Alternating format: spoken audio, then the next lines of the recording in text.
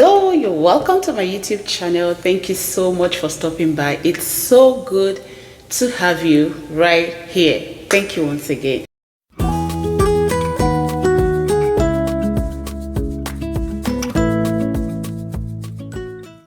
So, my pastor shared this story of a man who usually would drive his wife to church, and on getting to the church, he will come out from the car, walk around, open the door for the wife to step out. And then other women in the church, haven't noticed this, became really concerned, like, why would this man always do this? Why is he telling us indirectly that our husbands are not romantic enough? And somehow, the pastor got to know about this, and he called this man and was like, is there a reason you always open the door for your wife? Or is this just an expression of your love for her? And the man was like, oh no, pastor, that side of the door is faulty. It cannot be opened from the inside. Hence, I always go round to open the door from the outside. And the person was like, oh. And other women are thinking this is just an act of love that they do not receive from their husband. One or two of those women would have gone home to confront their husbands for not being romantic or caring enough just because they saw another woman's husband displaying what they call love, which actually is not love. You get what I mean? So that brings me to what I have to share today. There is no need comparing your marriage with another person's marriage. A lot goes on within this marriage institution that people don't write on their foreheads. A lot goes on within this marriage institution that people don't tell you about. A lot goes on within this marriage institution that third parties are not privy to. Only the individuals involved, the husband and the wife, are aware of what actually exists in their marriage. So it becomes foolishness for me to see another person's marriage without knowing what that marriage really entails. I start comparing my spouse to another woman's spouse. Yes, sometimes we are tempted to do this, right? You can relate. But then you have to bring yourself to the consciousness that you married the person you love. You married the person you're ready to take care of. You married the person that you're ready to spend the rest of your life with. Not because this person is perfect, but because you've accepted his imperfection and you're willing to help him or her perfect her imperfection. Your pastor's marriage is not the standard of a good marriage. Your parents' marriage is not the standard for a good marriage. Your friend's marriage is not the standard for a good marriage. And social media, oh my God, I can't say this enough. Social media is not the standard for a good marriage. What then is the standard for a good marriage? What? The word of God is. Believe me, the Bible is. The thing is, marriage is an institution ordained, originated by God. How then do you think you can run this institution called marriage using the devil's manual? Oh no, it doesn't work that way. You can adequately operate a gadget by following the manufacturer's manual. And the manual for this institution called marriage is the Bible. If every woman can adopt the Ephesians 5:22 woman, then marriage becomes easy. And if every man adopts the Ephesians 5:25 man, marriage will be easier and sweeter. There is no perfect marriage out there.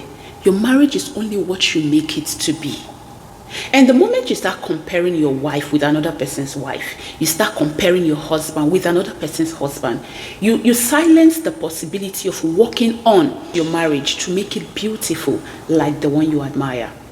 Someone worked on the one you see, and that's why you think you like it, even though some of the things we see are not real, because you do not live with them in the same house. Yes, I know you see their social media posts. Oh, you see them hugging, you see them kissing, you see them in the kitchen together. Hey, social media is one of the greatest deceptions we have now. Reason being that people only tell you what they want you to hear. People only show you what they want you to see. Now I'm in this room making this video. You don't know how messy this room probably is. You are only seeing the side that I want you to see. That is social media for you. People show you the aspect of their lives that they want you to see, not because that is the total picture, not because that is the real picture. I mean, a man and his wife cannot be arguing or fighting in a real setting and they put camera in front of them because they want to show it to the world. No, they only show you the aspect where they are wearing and co, where they are matching. They show you the aspects that you want to see. And if you're not careful, you make a conclusion that that is the standard of an ideal marriage. The word of God is the standard for an ideal marriage. The Bible talks about Christ giving himself for the church. In Ephesians chapter 5 verse 22, if you love that woman, you go any length to make her your dream woman. And if you love that man, you will go any length to make him your dream man. Forget about what you see out there. Concentrate on your own. Because these days, people are so focused on what's happening in other people's lives that they neglect their own lives. Cultivate your space. Your marriage can be beautiful if you would learn to look within. Focus on the strength of your partner. We all have weaknesses. As a matter of fact, I thought I was a very good girl before I got married. Like, I wouldn't hurt a fly, I would go to church. Yeah, I'm still a good girl anyways. But then marriage brought out some aspect of me I didn't know existed. If we are all allowed to display the true state of our homes for the world to see, my dear, that woman you call your wife, you will choose her over and over and over again. And that man you call your husband, you will choose him over and over and over again. Because you will see the dirty linen of other people's marriages that you don't have in your own marriage. No good marriage just happens. It is a product of hard work. It is a product of wise work. It is a product of deliberate effort. Make deliberate effort to make your home your dream home. Be intentional about making your marriage your dream marriage. Don't give up on that marriage. No. This was not the kind of marriage you saw many years back. But that marriage you saw can still be possible. There is no better marriage out there.